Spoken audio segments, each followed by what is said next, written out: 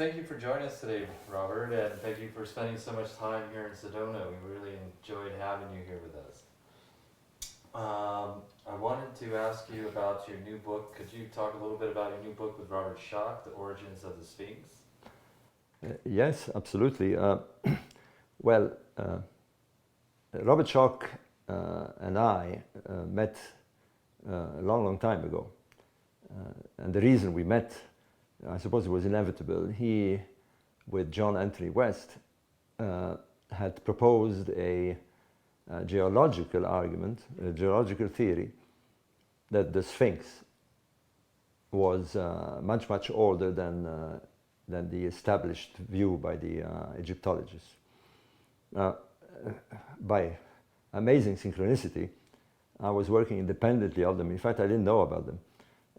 I came to the same conclusion through the analysis of the whole necropolis, not just the Sphinx, the pyramids and the Sphinx, which produced a very early date of 10,500 BC. And so here was two hard sciences, geology and astronomy, that came out independently but claimed the same antiquity for the Sphinx. And it was natural that we would eventually meet. We did meet. I'm trying to remember where. I think in the States in '94.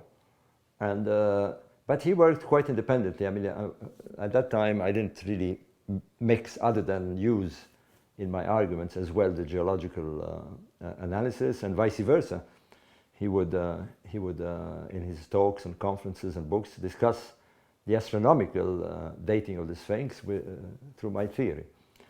It went on like this for quite a while until the book actually came to maturity when we were a year ago, a bit more than a year ago. We happened to be invited by the Bulgarian television. I had been there the year before.